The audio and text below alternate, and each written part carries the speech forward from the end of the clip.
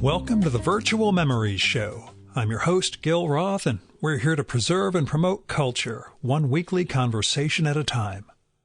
You can subscribe to the Virtual Memories Show through iTunes, Spotify, YouTube, Google Play, and a whole bunch of other venues. Just visit our sites, chimeraobscura.com/VM or vmspod.com to find more information, along with our RSS feed. And follow the show on Twitter and Instagram at VMSPod. Well, since I did 2 episodes last week, and I'm going to do 2 this week, and I prattled on about lots of stuff in both of those intros, there is no need for a long, state of the Gil intro this time. So let's just dive into the show. My guest this episode is Peter Stothard, who has a fantastic new book out from Yale University Press. It's called Crassus, the First Tycoon. It's the inaugural title in Yale's Ancient Lives series, and it is so good. See, the various Yale Lives series, like the Jewish Lives series, they're these succinct biographies, usually under 200 pages or so, and that holds up for this new series too. Peter manages to bring us Crassus's life and times in just amazing detail. And there's barely a wasted line in the book, and I attribute some of that to Peter's career writing and editing newspapers, because every sentence hits where it needs to, and the book really just comes together beautifully.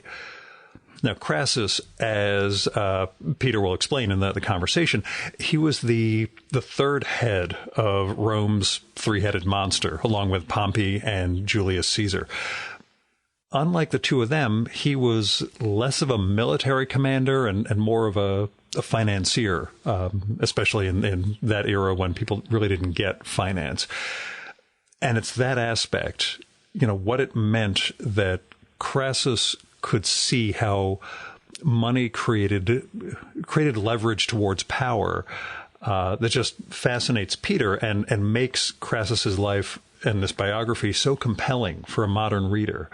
I mean, I knew nothing about Crassus before starting The First Tycoon, and I just found it absolutely illuminating.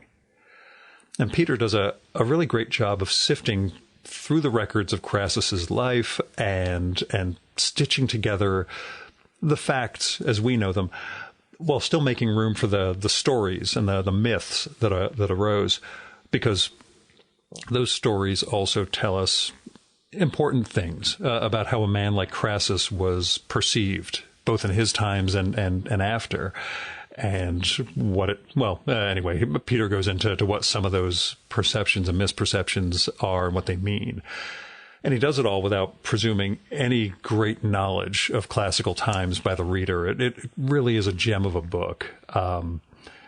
He sort of begins it with Crassus's fatal decision to invade Parthia, and then sort of unspools to show us the lifetime, the circumstances, and everything else that brought him to that decision and brought him to the really, really grisly end that he met.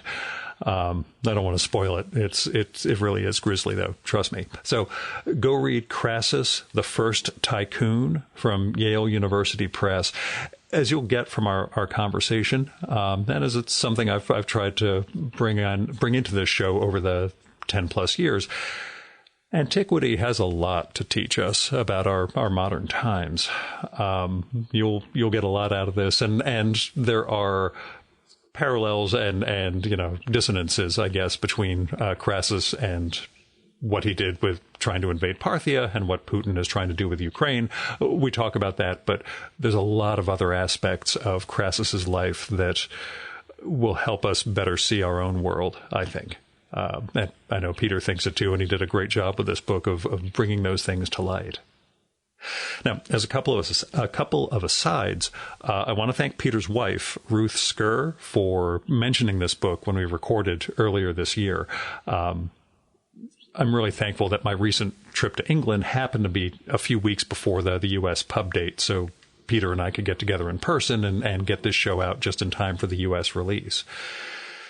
And I also want to thank Peter for, Peter and Ruth for their hospitality and for showing me around the wonderful home they have, but also for the after-pod conversation I had with Peter. See, he lives on the Thames, and we went out on his little boat for half an hour or so, just kind of gently cruising up the Thames and talking about literature and politics and education, and just took in the scenery in this absolutely gorgeous light about an hour or so before sunset.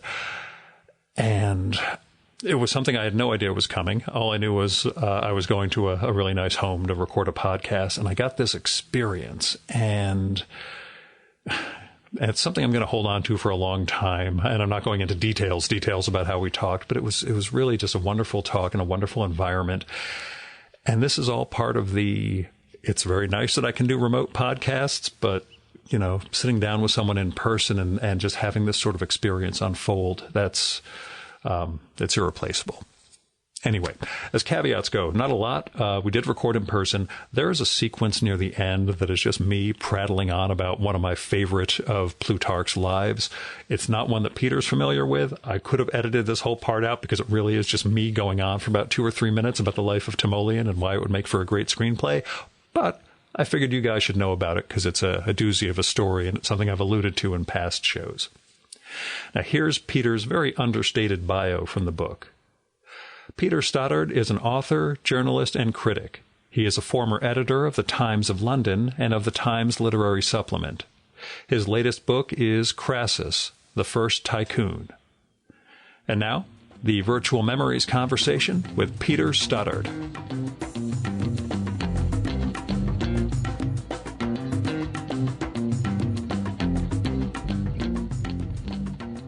Why Crassus? What drew you to him?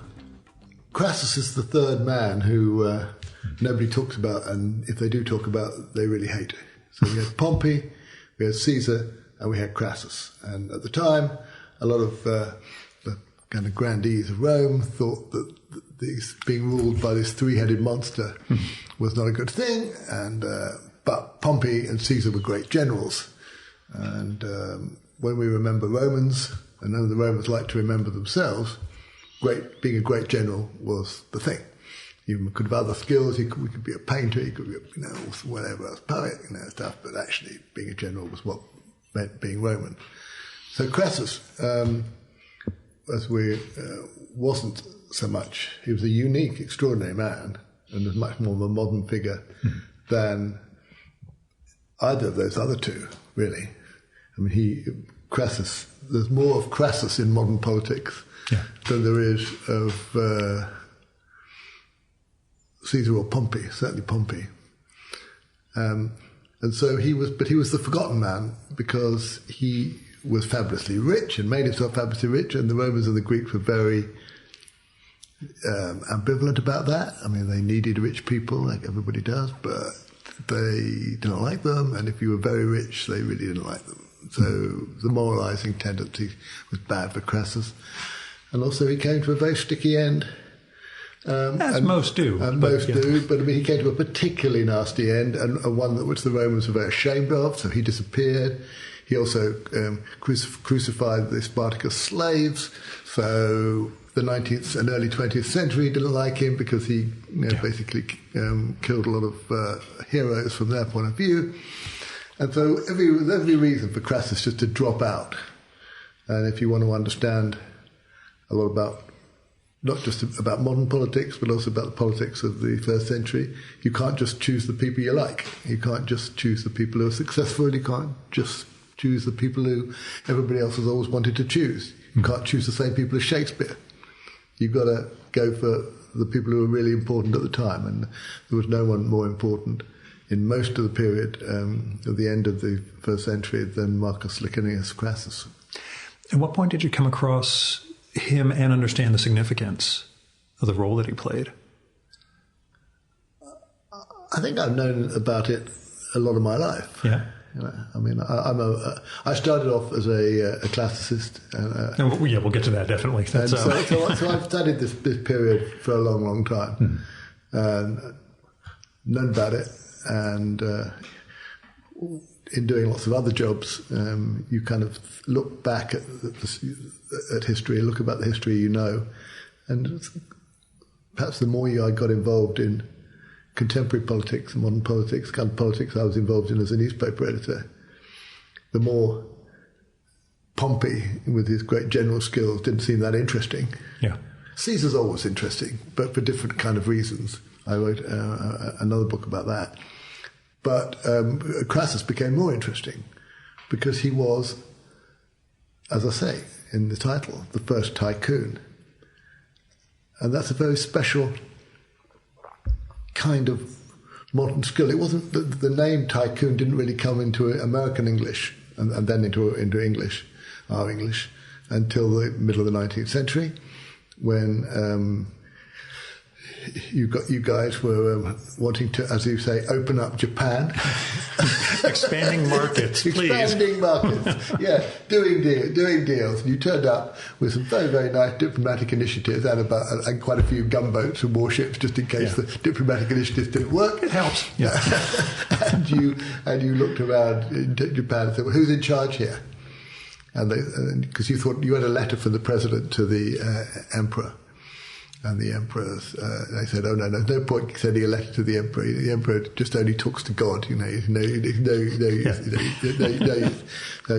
I don't think the American Commander Perry was very impressed by that. He wanted to get to the emperor. And he said, "Well, there's the shogun. He actually controls everything, but a shogun is just meant general." And I think the American diplomat commander thought that a general wasn't quite grand enough to be the next step down. Yeah. So they had the smart idea. They said, yes, but he's a tycoon. And a tycoon meant someone who is much more powerful than he seems to be. And this turned out to be a very useful word when it went back into American. So much so that even Abraham Lincoln's staff called him the tycoon. It was basically someone who had his fingers in every possible pie.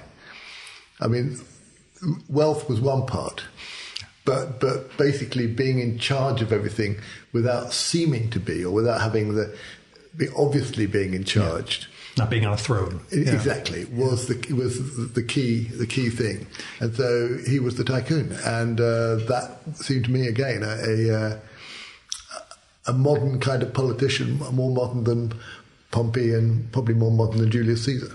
Yeah, it put me in mind a little, although, again, the representations of wealth are a lot different, of Robert Caro's depiction of Robert Moses in The Power Broker, who controlled and shaped what New York is in certain ways, never really enriched himself, but it was all the exercise of power and the ability to enrich others that... Threads of that I saw echoing throughout your book also. Yes. Well, I mean, there are connections, not least because, of course, Crassus was a great builder. Yeah. I mean, he got the opportunity. I think reshaping Rome would be an anachronism. I don't think they I mean...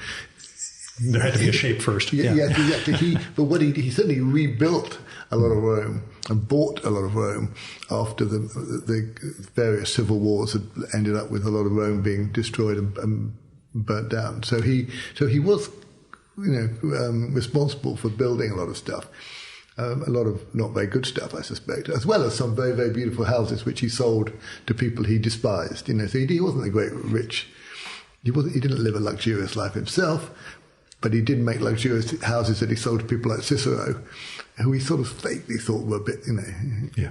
You really want this sort of place? You really want this sort of place? Okay, if you want all this marble bathrooms, I could do that. He was a builder, and he did have his finger in every pie. So I don't think it's complete. But he did enrich himself. That's to me the key difference. Moses really kept himself. Yeah. Same house, same as you mentioned with Crassus also. Did too, but I mean wealth. Yeah. But they were only just understanding about wealth. I think you've got to be very careful looking back at this period to thinking of their kind of rich guys and tycoons as being like us. Their understanding of what constituted wealth was very, very different from ours. I mean, we might almost say primitive. They didn't. There's so much about finance, even though he's often called a banker. So much about using money, making money, dealing with money that he didn't understand. But his advantage. And that's all you need, I think, to be a tycoon or a financier or a successful banker is that he knew a bit more about it than the next guy. Right. You don't need to know everything about it, but if you're a bit just that much smarter, you're a bit smarter than the next guy and a bit more able to see into the future, just a tiny bit, more prepared to take a risk, tiny bit, then you will do very well if everybody else is at the lower level.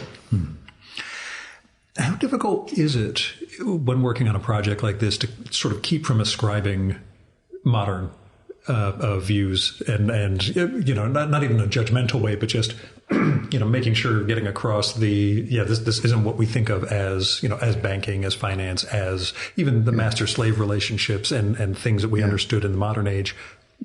The ancients saw them very differently, and each ancient culture saw them differently. But as a writer, how challenging is it, I guess, to fine-tune that and make sure you're getting it across as natural in its time? I've always kept the subject, the whole period, as though I were walking along a tightrope. Mm-hmm. I think that's the only way to look at ancient Rome, or to walking along the edge of a wall. And you look down on one side of the wall, and you see people eating and drinking and making love and cheating each other and generally having a good time or having a bad time, and they look quite like us. They seem to be doing the kind of things that we do. And then you take a couple of steps forward and you look down the other side of the wall, and there you find extraordinary alien behavior in which everything that we see, of which slavery is a big part, but only part of one part, but still a very big part of it. And of course, even that is quite confusing because, of course, it's nothing like the slavery. It's nothing like it's nothing like American Africa. It's not like African slavery. It is slavery, and it's extraordinary, and it's very different from where we are now. But you can't even see slavery in the same terms as we do now. So one side very familiar, one side completely alien, and the writer just has to walk along that tightrope, keeping both sides in view. And the research, working from both the primary texts of Plutarch and Cassio and others, but also, the scholarship and figuring out what sounds too good to be true, and at least as you have near the end, a disclaimer probably didn't happen, but two items that didn't happen, but probably they make for good stories. When you bring up again the moralizing tendency, how much leeway do you have to give, or how much real research goes into? This is the story, but this is what we know. Again, research means something different when you're talking about writing about this period, say, than if you're writing about Robert Moses. There are no hidden documents. There are no secret letters. There's no undiscovered. Every so often, a classicist discovers an inscription which may or may not be germane. Frequently isn't, and so we're not looking. Research does not mean looking for new things. Although we've got some new Gilgamesh to work on now, so that's something. But as a writer, if you wait to write until you've got a new fragment from the Oxyrhynchus papyri or whatever, you wouldn't write very much. And when you do, and when people do find that stuff, they tend to exaggerate the importance, world-shattering, the importance of the new newspapers. Of course, are the worst of all of this. Having edited a newspaper for many decades, everybody tends to sort of pretend if they found something new that it's new and true and important. Yeah. Actually, the new can often be as damaged, can be therefore as bad as not finding it. It's very rarely that you find something new that's really helpful. I'm slightly exaggerating, but I get where you're coming from. So the point is that you've got a finite range of literary and epigraphic material,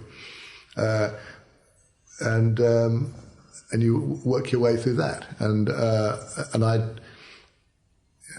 if you've lived with this period for as long as I have, when I began this book, it was Yale who asked me to do it. I mean, Yale were planning these series of, they wanted to do short lives of ancient characters. And they've got this great series, and they did one on Jewish lives. This is the unfortunate joke I made to your wife when she said, the Jewish Lives series has been so good, they want to launch a second series. And I said, is it Goyish lives? And she burst out laughing and said, no, it's ancient lives, and that's what Peter's first book is going to be in the series. Yeah, so it was their idea was to have this ancient lives. They had to be readable and ideally a good read for a general reader. So the technique is to put all the academic debate in the notes, which is not like all a lot of classics books are not written like that. Every page is an argument about exactly what X said this and Y said that, and I think P. So why you strip that out? If what's really essential, put in the notes, and then you're left with my version of what happened based on the imagination of reason. And I think you give enough, I don't want to say caveats exactly, but you within the text, show where there's ambiguities about this, or this is, no one's sure why they did this. And that is part of the art of writing about the ancient world. I mean, you walk along the tightrope and you apply this particular notion of reasoned imagination to work your way through what the sources are telling us. So what does Crassus have to tell us? You've only got to look, starting at the end, you've only got to look at what happened when Crassus died. I mean, you can judge a man by the space that he fills as well as what he does. And here you had a Rome which had come to be ruled by this three-headed monster, or this three-legged stool would be the better kind of metaphor, because as soon as one of the legs was chopped off, the stool fell over, and the other two legs were at each other's, fighting each other. Pompey fought Caesar, and you ended up with only one leg.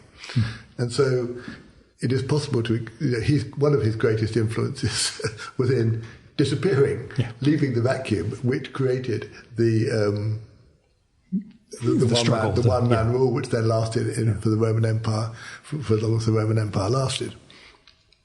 So, starting at the end of his life. But I think it was also important during his life and people did realise that at the time, that there was more ways to exercise power than just by tramping over Spain, or trampling over Greece, or over Gaul, and coming back with a lot of hungry soldiers who needed to be fed and watered. And Rome expanded that way. But it soon became clear that it was quite difficult to run like that. And therefore, Crassus, although he had done some soldiery, he'd only became rich and famous and useful to his early bosses by some winning a big battle, well, a small battle, but an important battle. So it wasn't that he couldn't do soldiery at all. And then he also did defeat the Spartacus rebels, when nobody else was really prepared to do it, and some grander people were either out of the way, or didn't fancy it, or had been pretty heavily defeated. So he wasn't that he was unable to do soldiery, but he defeated Spartacus basically as a civil engineer and as a financier. He built a big wall to keep Spartacus and pen them in, and then he bribed the people who were going to rescue Spartacus and stop them from rescuing him. So basically he used his skills of being essentially a builder and a money man, but what defeated Spartacus more than actually any sort of military Pompey Caesar type skills, really. So not only could he win military struggles, by means of these organizational soft power finance techniques, but even more so, he could dominate Rome. And so that if you turned up in Rome and said, who's in charge here, like Commander Perry turning up in Japan, someone might say, well, technically Pompey's very important, but he's actually a 1,000 miles away, and Caesar's getting very much more important, but he's not he's a long way away too. But the guy who actually can control things is Crassus. He's the guy who has always given a speech for someone who needed a bit of help. He's always given a loan to someone who needed a bit of help, who needed a bit of help. He's the guy who's built the house and perhaps sold it cheaply or more expensively, depending on how much he wanted to favour. So he built up this web of favours, and he, often backing both sides, appearing to back one, but in fact backing the other. In fact, he created Julius Caesar, really, as a counterweight to Pompey, because Pompey was his old rival from way back in the day. They were a bit older. He realised that Pompey was running ahead of him because Pompey was a grand conqueror. Yeah. And so the best way to keep his power was to create another Pompey. And Julius Caesar was conveniently placed to be another Pompey. And Julius Caesar wouldn't have got off the ground if Crassus hadn't wanted to create this counterweight to Pompey. It is one of the things I found, well, I don't say challenging, but impressive about the psychology of these. In addition to that sort of counterbalancing, when you show Pompey's strategy in terms of containing the Parthian people and setting up buffer states and everything else that goes into it. The idea that was a mentality, 2,200 years ago, that it was if we secure the border here and then we create a couple of other countries there, that's going to keep these people in containment and they can move in the other direction. The idea that we had that sort of geopolitics when there wasn't a real geo, I guess. Well, we didn't even know the contours of the earth. And that, of course, that was Pompey's skill. But then Pompey, having done that and having taken a huge amount of wealth too, came back to Rome, and he was expecting. Pompey was quite a nicer guy, I think, probably. I mean, he by that stage he felt he'd done enough. He got a young wife, and he wanted to settle down. And basically, he also wanted respect. Romans wanted respect. Crassus wanted to be considered the first man. Pompey wanted to be considered the first man, and Caesar too. And so Pompey wanted this to be walked down the streets and everybody say, "Thank you, Pompey." But in fact, when he arrived back, they were sort of nitpicking. They say, "I don't like the way you've drawn the boundary between this Armenian bit here. Is not. I don't think it's quite right." And I think this Galatian bit could have twitched a bit. And he got very, very impatient with that and found that actually he couldn't get the Senate to ratify or to agree. A bit like Woodrow Wilson, you might say, if you wanted to. I don't know. I've never really thought about that. But anyway, when you come home having done some clever diplomacy, you need the guys back at home to say thank you very much, and instead of which they rarely do. Yeah, I have a work experience here. It was one of the very few true anxiety panic attacks of my life when I spent 10 months negotiating an agreement with industry and the FDA and discovered that at least one member of my board was trying to rally people against. Basically, I would have accidentally destroyed the generic drug program in America if we had not ratified this new agreement. And I had no idea that guys were working behind my back. They didn't agree. This is 7 or 8 years ago. But once I figured it out, I was like, oh my God, I did all this work and discovered that maybe I should have had a few more people bought in at all times, but yeah. So I felt a great deal of sympathy and anxiety reading that in your books. So Pompey felt aggrieved, and therefore he realised that actually the person who could deliver his stuff was getting a proper relationship with Crassus. So they'd always had this relationship. They'd known each other since the 80s, but they kind of needed each other. Pompey needed Crassus, and Crassus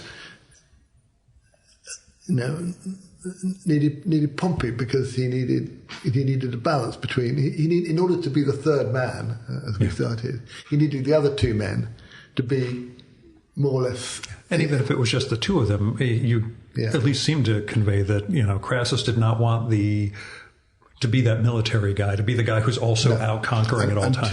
Until, of course, at the end, he made a fatal error, decided he did want that. Yeah. But even back at the beginning, Pompey had he'd felt the need that he had to help Pompey do what was needed to be done after the revolution that they brought out, because they were both beneficiaries of a massive right-wing backlash against a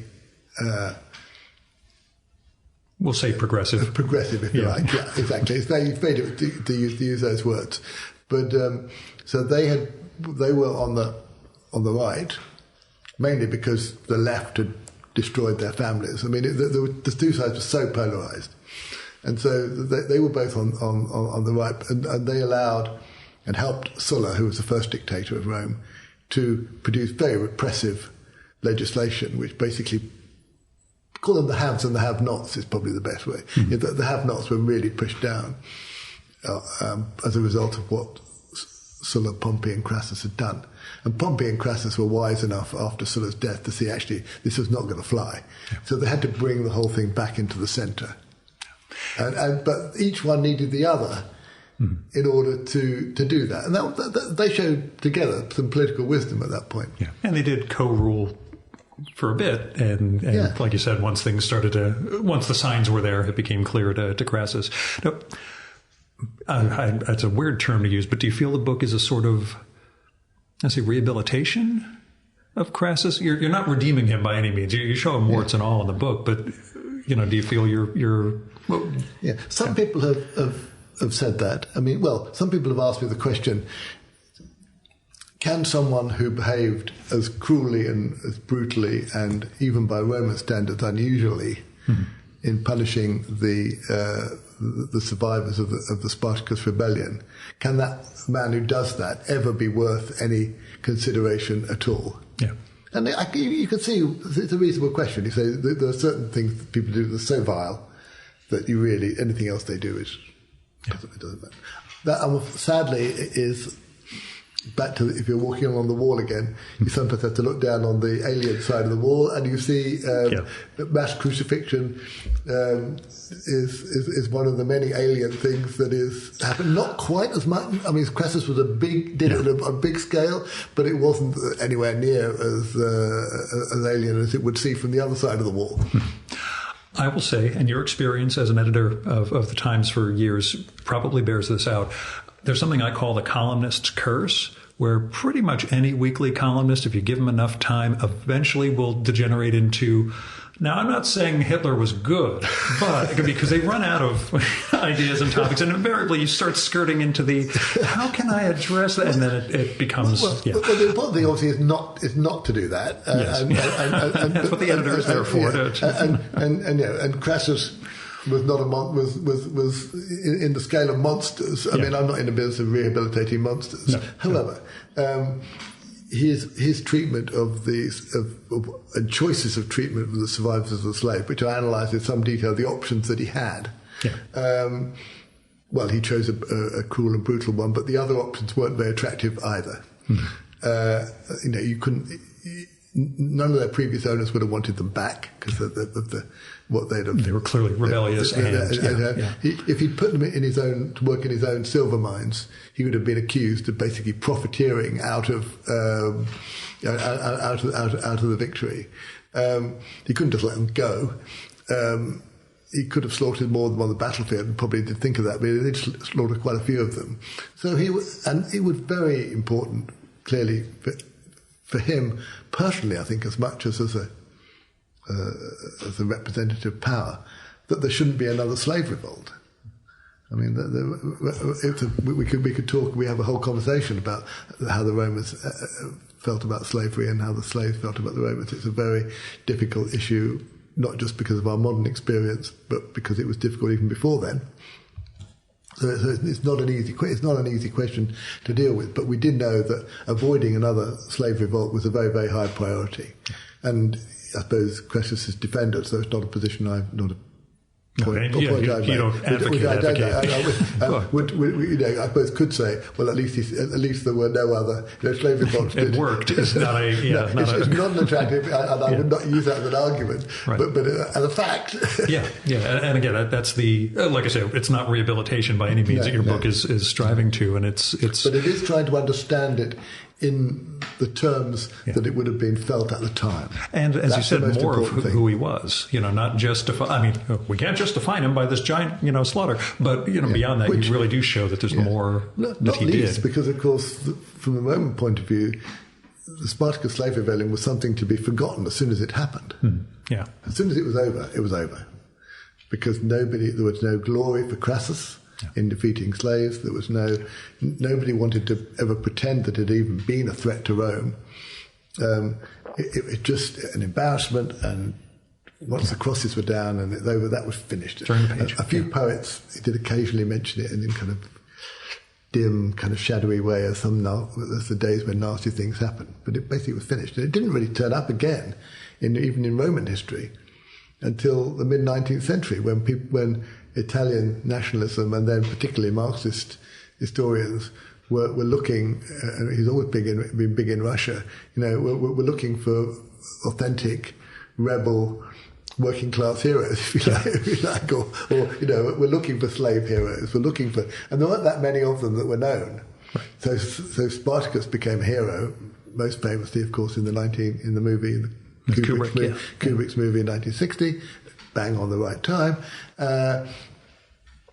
And of course, if Spartacus was the hero, there was only one villain. Crassus had to be the top villain. And what the book does do, I think, is instead of looking at it through the lens of now or the 1850s, it's a history book that says, look, you're going to understand this stuff. Look at it as it was seen at the time. So where'd the classics begin for you? I was a lucky boy. Yeah. I came from a kind of Essex council estate.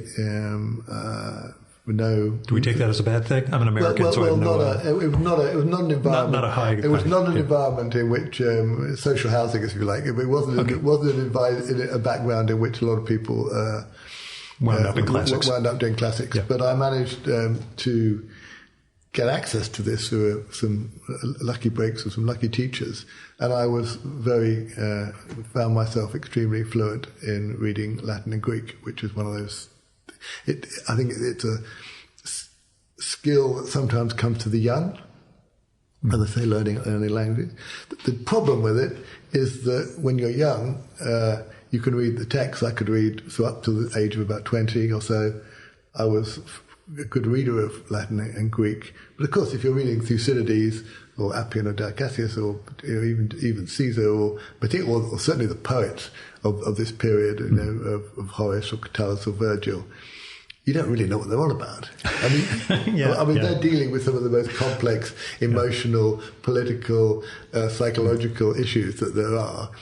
And all you can do is translate to English. Yeah. Well, it's and then at the end of my life, I thought at the end of my life, but towards the end of my life, almost the opposite is the case. I mean, I've kept my Latin and Greek is still okay, but it's not as good as it was when I was young. But I like to think that my understanding of what these writers are talking about, we never understand it all. It's better.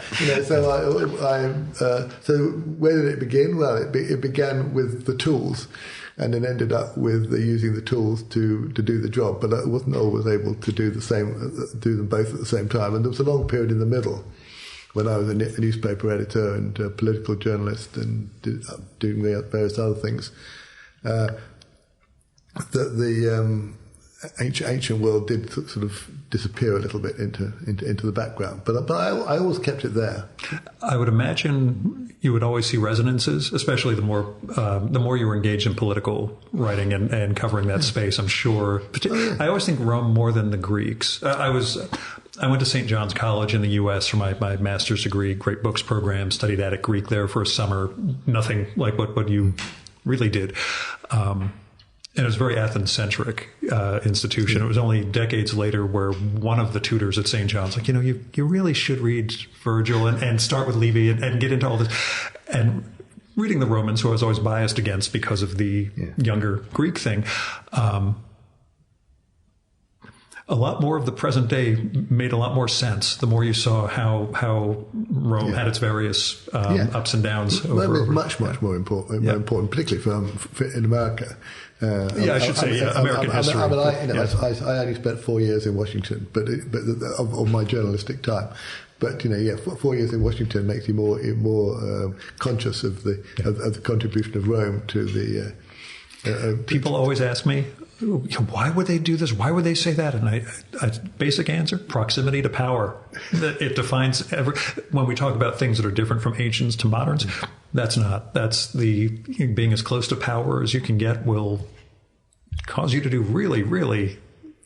We'll just say wrong or things that you just should have thought better about. But also anyway, understanding, but also organising power. That's the key. That's what the Romans. It's easy enough to say the Greeks invented democracy, but it only lasted a very, very short time. Their form of democracy was not a great success. The management of the democratic process, such that there's representation without extreme, with checks and balances, which the Americans produced to the finest art, was something which, I'll give you that. I'm not saying it can't be done better, but you've got to. When it breaks down spectacularly. But it's still, you give them a pretty good effort. The founding fathers did it with a very good shot, wasn't it? And in order to do that, you looked at the way in which the Romans used the vote. The Romans used democracy, democratic principles, democratic tools in order to become more powerful. I mean, why did Rome become more powerful when lots of other places similarly both didn't? Because the Romans were more skilled than others in diffusing power, in creating a balance of power. It wasn't the kind of balance that we would now accept, but they were, again, a bit like Crassus and the money. It's primitive, but it was... They were a bit ahead of the game. Yeah. And you don't have to be too far ahead of the game to win. In fact, if you're too far ahead of the game, you're just a visionary burnout. You've got to be just a bit ahead. And the Romans always, for many, many centuries, managed to be just that bit ahead. Because it always seemed that the big revolts would happen when power got too concentrated and abuses were heaped on, we're taking your daughter, we're going to go do whatever. And then it would turn into, we're going to have a mass revolt because it turns out we don't like... Yeah. But the founding fathers had all the knowledge of Roman history to say, look, let's see what we can do to preserve if the we're going to build this from the ground up. Well, that's always the, if you start from a new foundation, you might be able to build better. And you can include that "build back better" line in the book. I appreciate his little Biden, reference, but but that is precisely what the Greeks feared for the Romans. And every time they were rebuilding something, they built it better. So if you're an enemy of Rome, you would rather they didn't do that. Yeah. And the Greeks are smart. All the Greek thinkers were. There's not a context between smartness and practicality, but the Roman application of principle in order to achieve power was something which, again, it's like Crassus. If you're looking for models for learning. Well, take the Aeneid. I put off the Aeneid for decades because I just thought it was going to be, I'm an Iliad guy, particularly in sort of the Odyssey, but assumed it was going to be, let's say, pastiche. But finally reading, I'm like, oh, no, okay, I get it. It's building off of something, but building a very different edifice and trying to achieve something very different. And it's quite important for Crassus because Crassus, obviously Crassus was before, but why did Crassus invade Parthia? He didn't need to. Parthia, which brought him to his grisly end, he didn't need to do that. And the Romans didn't need to do that. It wasn't clear that they really wanted to even. And there was a strong sense that maybe they should stop. Why keep going? But once you got into the 1st century AD, when Virgil was writing, it was, empire without end, which was not a principle of the 1st century BC. But Crassus was beginning to show some of the stirring of that point. Well, why should we ever stop? So he started moving off, thought he would invade across the Euphrates and see if he'd get to China. Well, he didn't get more than, we'll control the Silk Road, we'll get the tax. 50 miles or so. But nonetheless, the idea of going, that there was no end to the Roman Empire, was somehow a kernel in his justification for what he did. But he was slightly ahead of the game in that too. Yeah, it's like I say, the notion of seeing our history sort of replay in these ways. You can draw, and I think you had an editorial on this. You draw parallels between what's going on with Ukraine now and this choice of Parthia. Very different situation because it's a former. Yeah, I didn't. Piece of Russia. I was asked to do that by a newspaper. Yeah, it didn't sound like something that you were, But it did, there is one point though. I think there is worth it. Is people invaders who think they know what they don't know, and Putin clearly thought that he understood Ukraine, and that Ukraine was basically run by a lot of old oligarchic types, and he'd be able to invade Ukraine, basically do a deal, put in a puppet leader, do all the kind of diplomatic stuff that he never thought that he'd have to do what he's now doing. And Crassus was the same. Crassus, I say, was not primarily a military person. He didn't want to go around, killing millions of people like Caesar did in Gaul. He didn't think he'd need to do that. He thought he would win a battle, cross the Euphrates, win a battle or two. He'd already won one. He already, find some cynical old guy who was the king or a would-be king, do a kind of deal with him as though he was a sort of an old Soviet oligarch, and come home.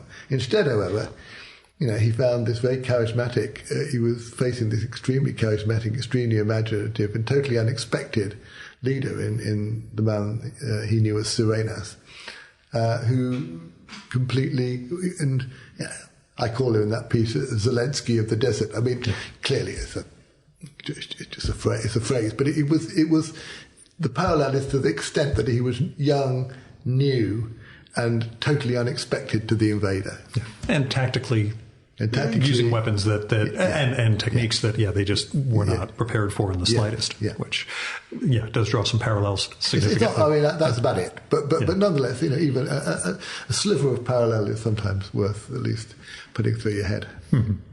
So as far as the general oligarch thing and the levels of inequality in US, UK, and elsewhere in the world, who do you think does it worse? On Twitter, you mentioned that, my country really seems to have the inequality thing down. We've really nailed the widening curve, but... I don't think I said that, did I? I'm extrapolating. I don't think so. America had all the tycoons. The notion really after Abraham Lincoln had been called a tycoon, Cornelius Vanderbilt, I suppose was there's actually a very fine book called The First Tycoon, which is my subtitle, because I think in the American ideals, the first.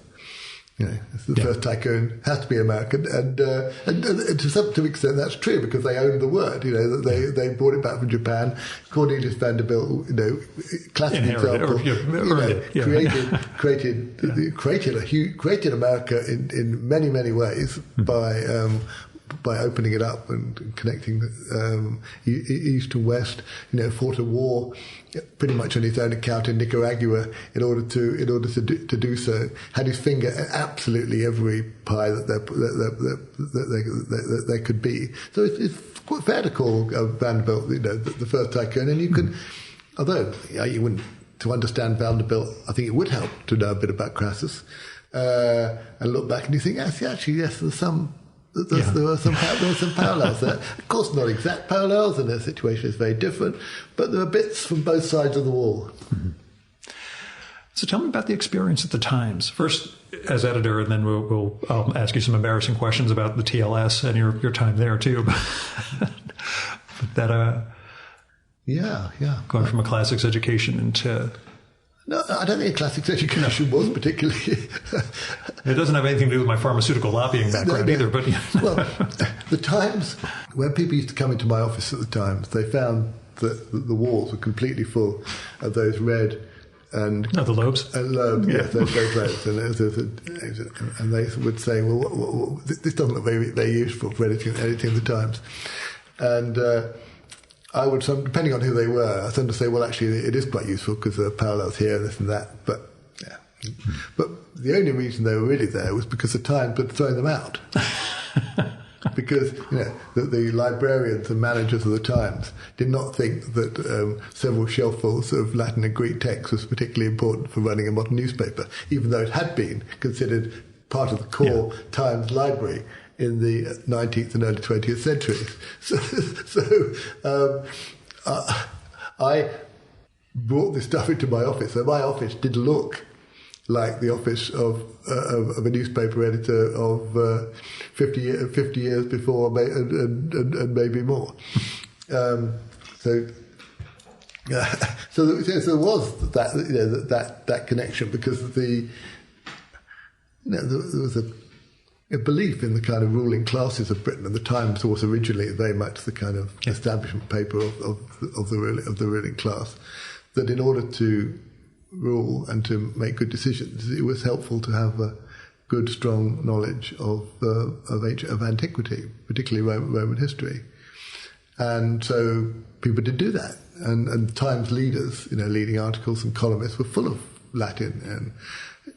And I mean, now you get a sort of parody of it left in. We had Boris Johnson in power here. Yeah. He produced a kind of parody of ancient, previous knowledge, or would often kind of quote Latin in order to, frankly, intimidate, which of course his predecessors had done too. It was a dividing line between the educated and the uneducated. Yeah.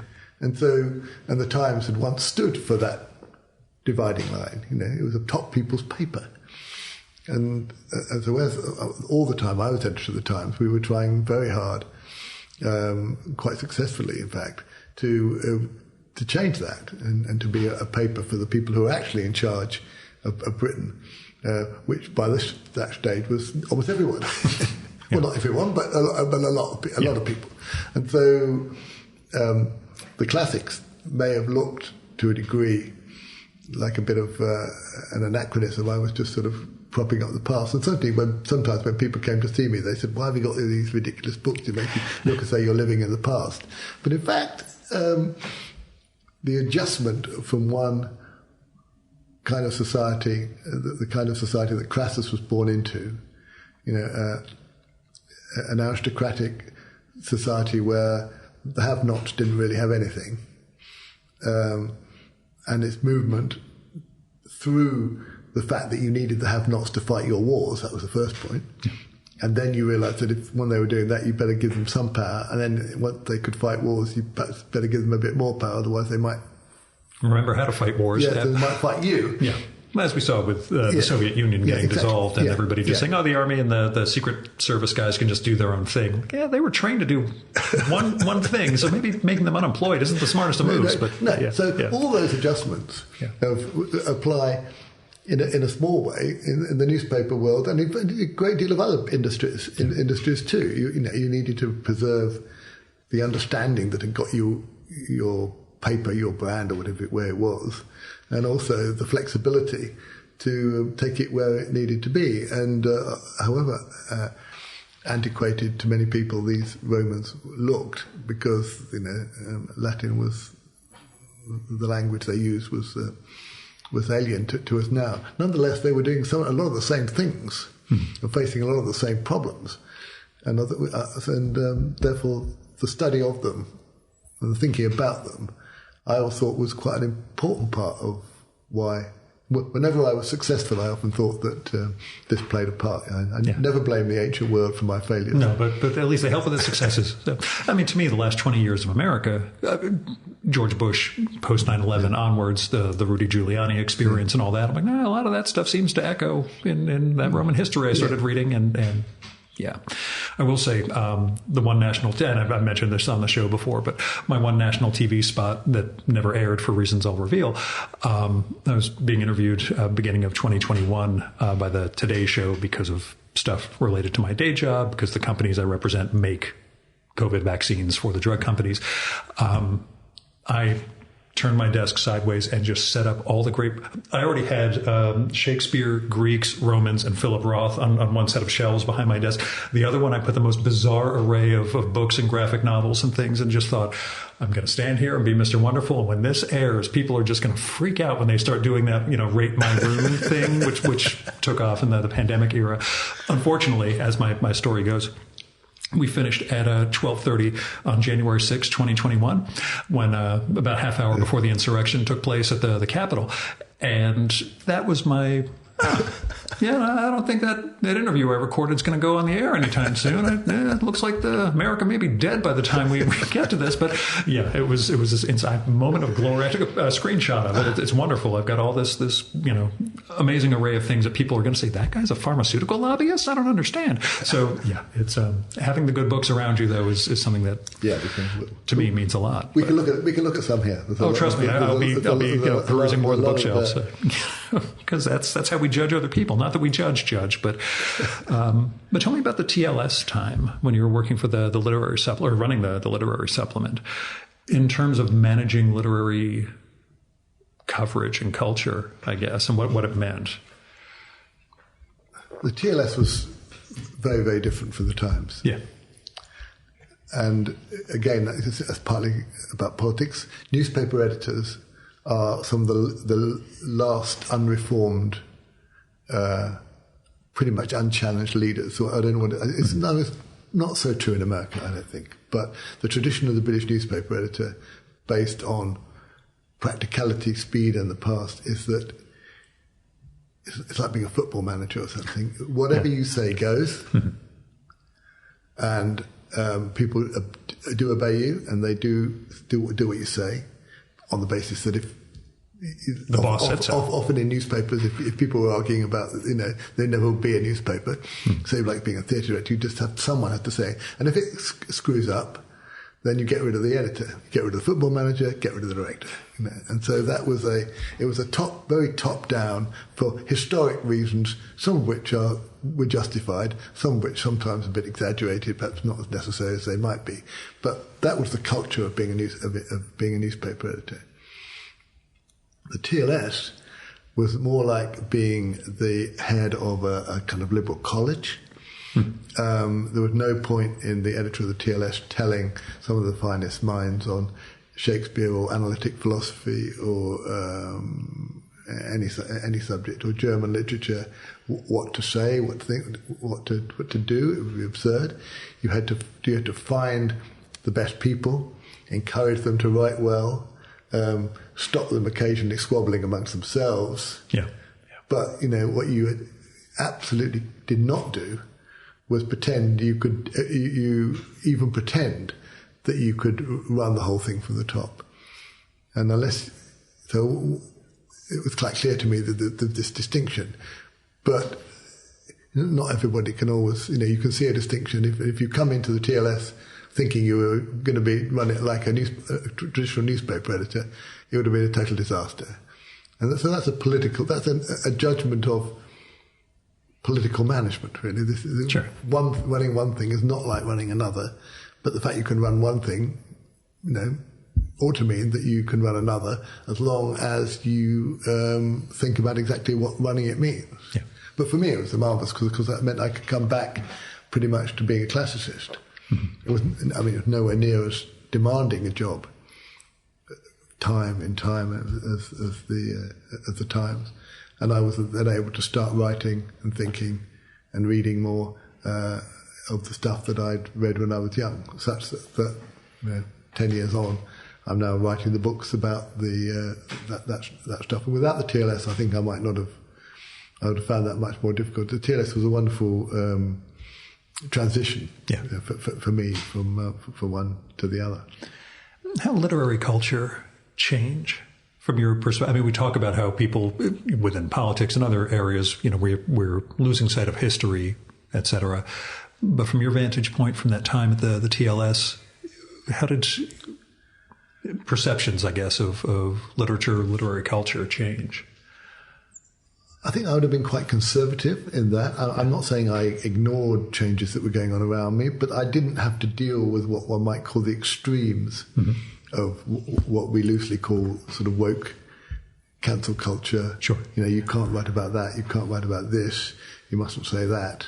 That mostly has happened. It's astonishing how quickly that has happened. It's weird because it really took off. I was in college at a very hippie liberal arts school in the late 80s and early 90s. And a lot of what we see now is what 89 to 93 was like for me, seeing the politically correct, as we call it, and however it gets retranslated now. But the way that Hampshire College has somehow taken over the sphere of public discourse is pretty amazing. So if I were entering the TLS now, I would have to deal with, give you a totally different answer to your question. How did I deal with it then? Well, I think I dealt with it then by trying to maintain the best traditional standards that for which the TLS had been known at a time when quite a lot of our readers and writers felt that they were sort of slipping away from them. And there was no reason for the TLS to go down that road, to go down the road of slipping away. We could stick by pretty much the principles, and we might try and express them better and design them better and make them clearer and easier to read and more literate and less dull, all sorts of things which, as an editor, I was, that's what I did. But we didn't have to, and I didn't think it was right to, be the vanguard of what may or may not be the next wave. Yeah. For the most simple reason that that's not what the TLS, that's not what the TLS was for, what the TLS readers wanted. If they had wanted it, that would have been the signals would have been there. But I'm not saying it's easy now. Yeah. But I'm not doing it now. I'm writing books. I'm writing books about Roman history. If I were doing it now, I think it would be much harder. I think there's some very, very difficult lines. I mean, I am involved in a lot of these arguments. I mean, I'm a trustee of the National Portrait Gallery here, and we have to retell the story of English literature, of English history, and I'm familiar with the arguments that people make about how you deal with the past in different ways. But while I was at the TLS, it was more a question of maintaining the best traditional standards and making them more accessible to and more attractive to the readers that we had. I'm not claiming any credit for that. I mean, I'm not just saying that was the task at that time. Yeah. It would be a much harder task now. Any don't meet your idols moments as far as literary figures? Also, it would be fair to say, I mean, it wouldn't. Dr. This is very interesting for your viewers. I don't really do interviews. Yeah, I was going to say different role, but still, in terms of interacting with. I've never been a cultural journalist like McCrum, having to go out and pretend that you like people who are kind of egomaniac monsters. I'm doing a good job. I'm just kidding. I would never give myself that task, and it's not a task that I would expect anybody to give me. But just in terms of running the TLS and the literary personalities you were juggling, I don't know if you run into, like with the New York Review of Books, with the letters column antipathy that used to exist, particularly, you'd get a Susan Sontag piece and Mailer would write in and, there was plenty of that, but I never, there were plenty of rows like that. On the first day at the TLS, someone rang me and said, "You don't know me, but I'm working on a book which won't be out for a couple of years, but it's very important to me that you know that you must not give it to Professor Y to review, because I had an affair with Professor Y's wife." Yeah. That level of... it may not be important, you may not be on the top of your mind, but I wouldn't feel happy unless you understood it. Yeah. Just file this away now for about 5 years. When this book comes out, But tell me about memoir also. Now that I've read Crassus, you have a stack of other books which I hope are coming home with me. Yeah, if you like, I mean, yes, I began my transition from where I was at the end of it as being a newspaper editor to where I am now, came through a series of books that analysed. There was a autobiography and memoir seen through the eyes of being a classicist. Mm-hmm. I think these were more successful than others. I think Alexandria is still, a lot of people think that was my best book, and that's a very unusual and original book about trying to write the life of Cleopatra, and ended up in the Arab Spring. I would stand by, not others. Others were more or less successful. I don't think I could have got to the point of doing the more straightforward narrative history that I'm doing now without perhaps going through those paths. In terms of incorporating the personal in the earlier ones? I don't know. Again, I don't have the experience with them, so how do you... I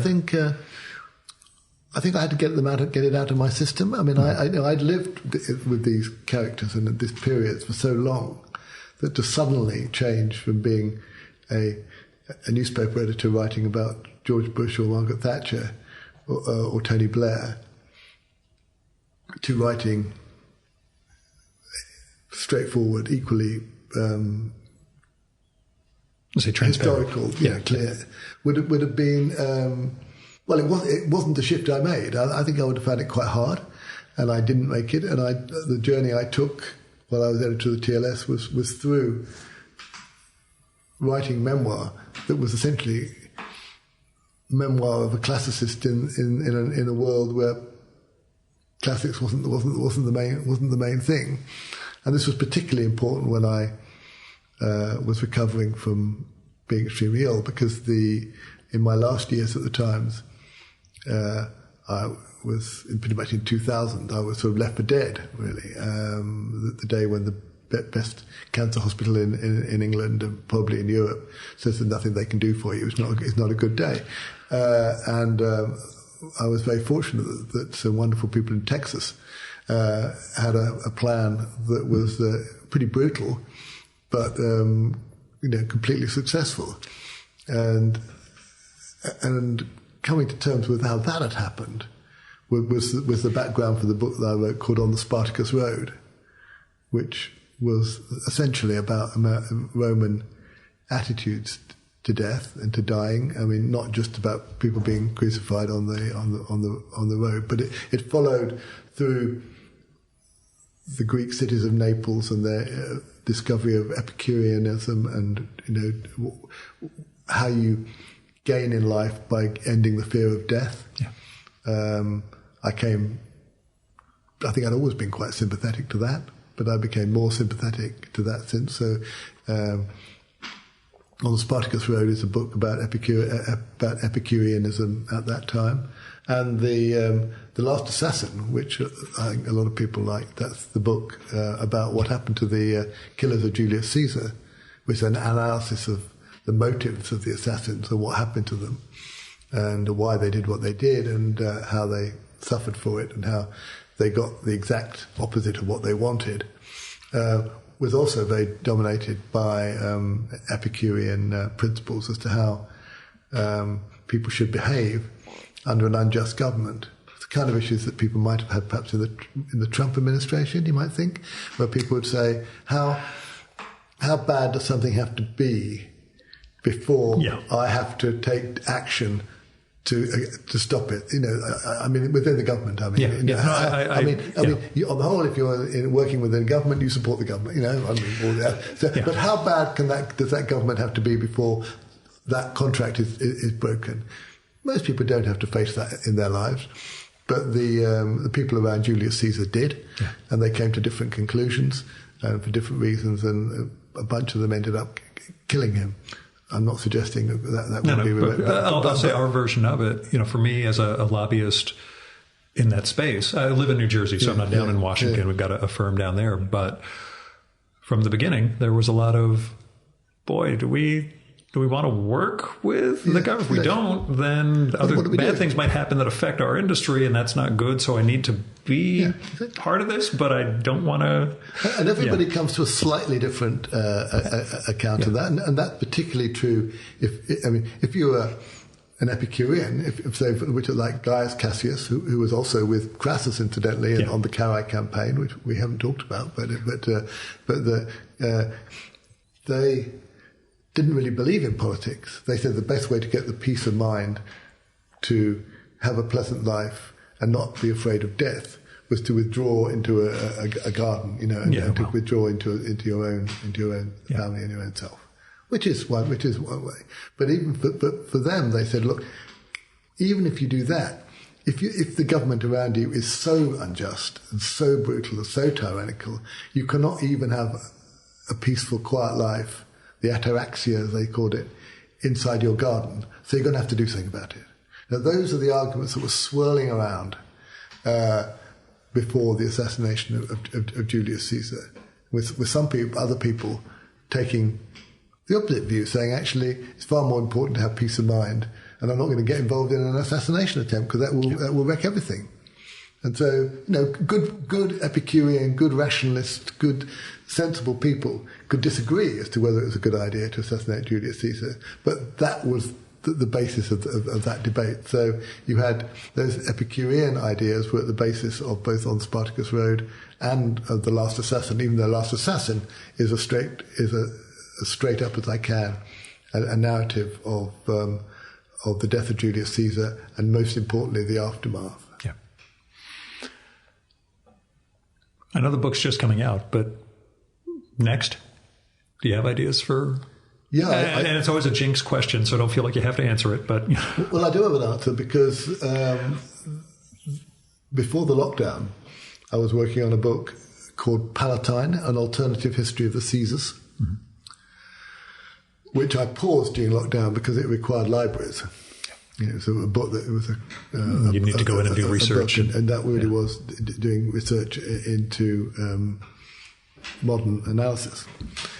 So I broke that off and wrote Crassus, because Crassus I could do.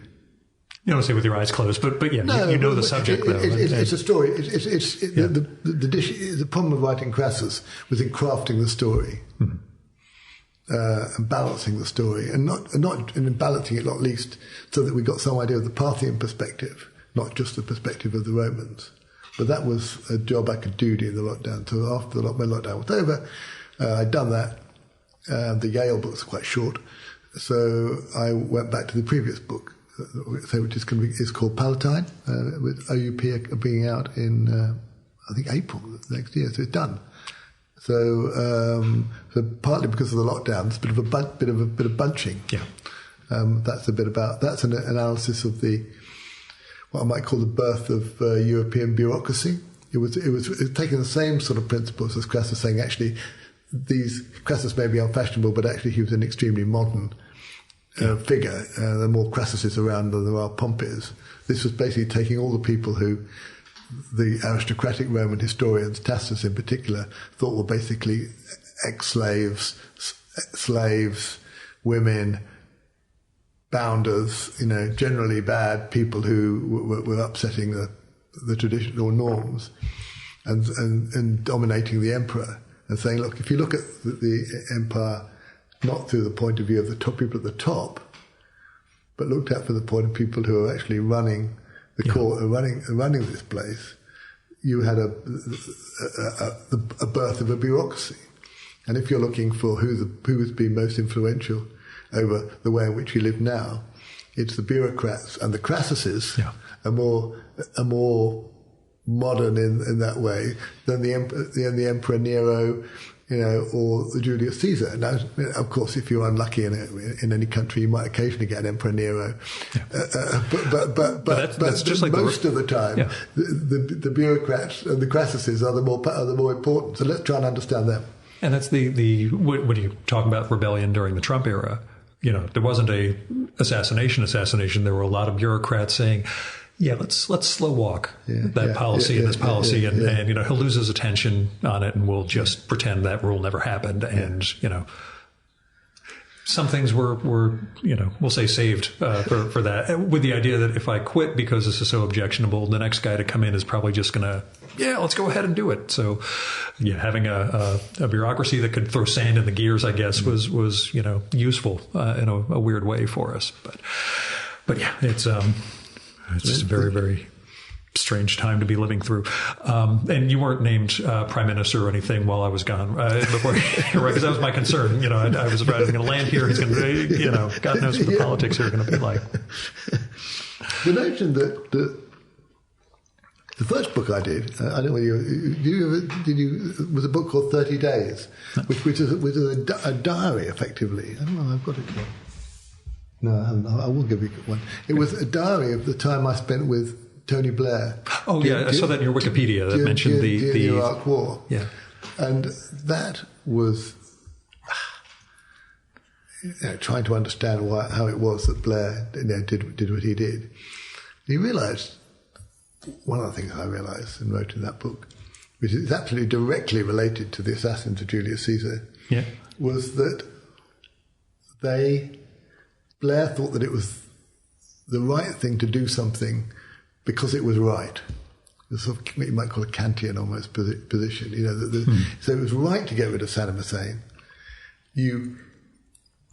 Normally you couldn't do what was right, because people used to say to him, if you're going to get rid of Saddam Hussein, why don't you get rid of Robert Mugabe? And he was then in Zimbabwe, and why can't you get rid of the Burmese lot, as he called them? And he would say, well, I can't do that because I can't. There's sovereignty, and but with Saddam, it's the right thing to get rid of him, and because of what the Americans are doing, I can do it. I can help do it. So it's the right thing to do. There was no element of what we would normally call a consequentialist argument about that. There was no utilitarian point, or if there were utilitarian arguments, they were much lower level. Or even skewed, not understanding what the outputs were going to be. Yes, you try and play down the consequences. But fundamentally, and that's why he's so... has never really apologised or regretted even what happened in Iraq. He believes that it was the right thing to do at the time, and he did the right thing. It's an unusual moral stance, to be honest, to be so lacking in consequentialist or utilitarian principles. But that was exactly what the assassins of Julius Caesar did. Yeah. They thought the ones who led the assassination were mostly believed.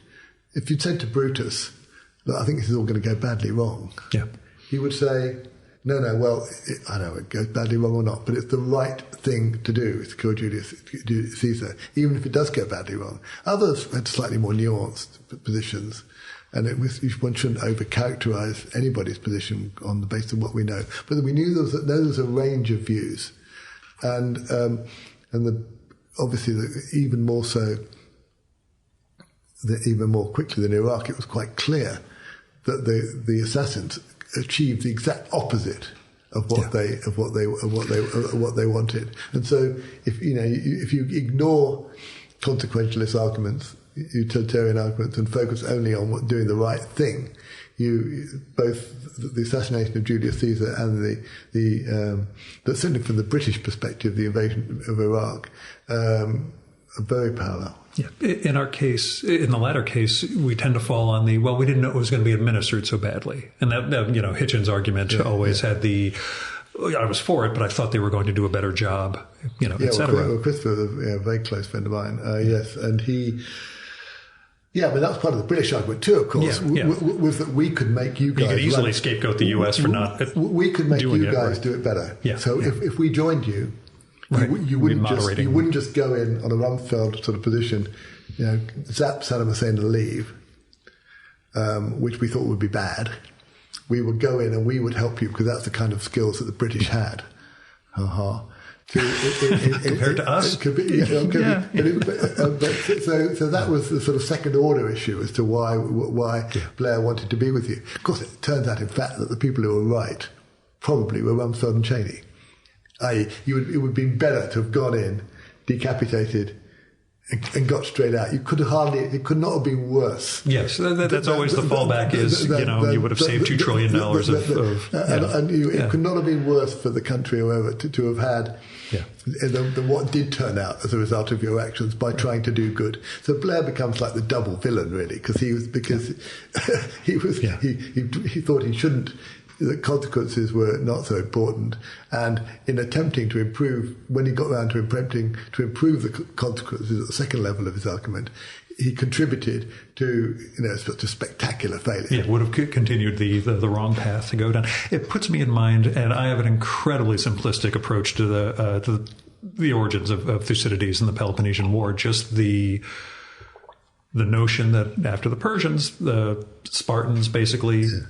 Bye, everybody. We're out of here. And the Athenians had but everything's unified now. Somebody has to try to keep this together and discover that when you try to keep it together, you end up becoming the bad guy and then pursuing, wrong wars of choice, etc. But one of which led, Plutarch, the great, biographer of Crassus and Caesar and Pompey, did these pairs, of course, of lives, parallel lives. I have something to share with you about that too. I want to ask. Still very popular, marvelous pieces of work.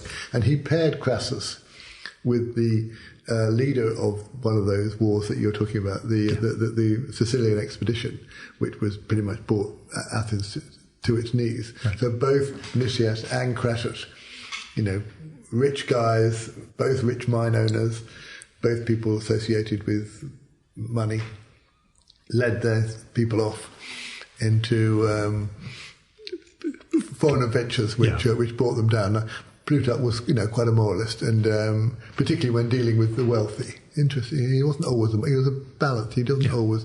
When it came to dealing with the rich, he had a particularly down on them. And Crassus and came out pretty badly in Plutarch. And Nicias, well, he always liked the Greeks to be slightly better than the Romans, so Nicias doesn't come off quite so badly. But there was a figure, and I haven't read all of Plutarch, but there's a pairing is Timoleon, who I might be mispronouncing his name.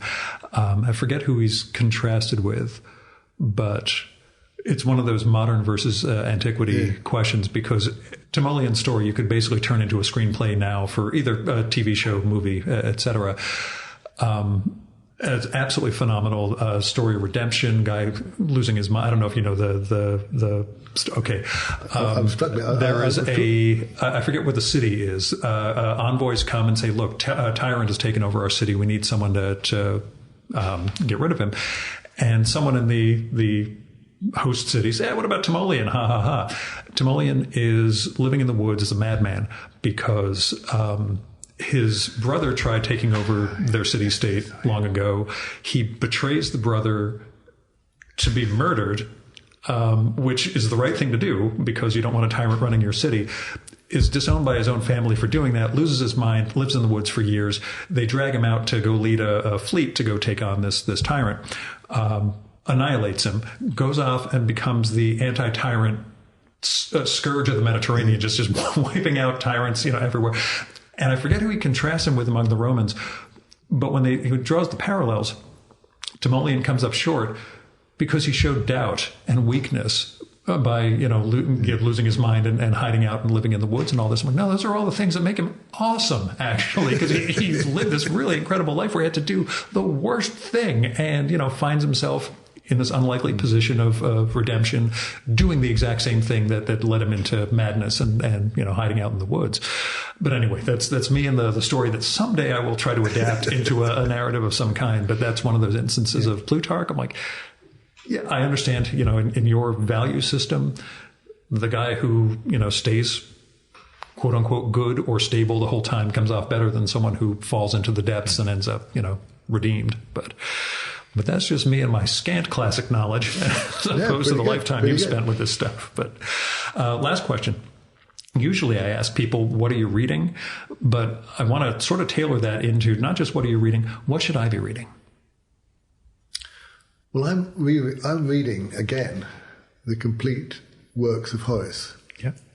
Because I've done a deal, I've agreed to write a successor to Crassus for Yale. So after Palatine, which is done, that my next book is going to be a contemporary biography of Horace. Wow. Horace is not needs a new biography, and I have an idea of how I can. Again, don't jinx it. But no, I'm not going to tell you about it. But but in order to do that, I need to read slowly and carefully the complete works of Horace. So I'm afraid it's not a very sort of leisured answer, really. I'm not. I'm not. I don't have a novel on the go at the moment. But, how much leisure reading or quote unquote non-curriculum reading do you find yourself? Because for me, most of what I read is for the show, so it's very rare for me to pick a book that's not a. Yes, not as much as I should is the answer. I mean, at the moment, no. What I'm writing and the other things that I do seem to take up an awful lot of my time, and I would like to address that. But at the moment, I'm not. It was one of the worst things actually about being editor of the TLS. Was that people are always asking that question? What am I reading? What am I reading? The TLS is what you should be reading because that's all I read. And of course, what you should be reading is all these books we've chosen in the TLS are very, very, very important. What am I reading? I'm not reading any of these, but I'm trying to read something. I'm reviewing a book for the TLS or reviewing a book for Financial Times or something, and that's why I'm reading it. And if it turns out to be no good, well, I've wasted my time. Sadly, leisure reading has been a bit of a victim of recent life, which is I need to do something about. I should ask one more super last question. Just pandemic life and lockdown? Well, it was perfect. Yeah, you said you weren't able to get to libraries, but you were able to do the internal. I worked very hard. There was very fewer distractions. I was in a phase of my life which made that easy to do. And I was in Cambridge, which was a good place to do it. And so I was able to essentially write pretty much.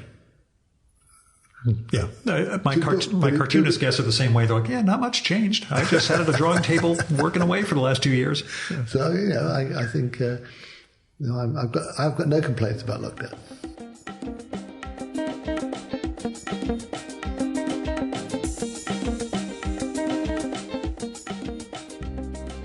And that was Peter Stothard.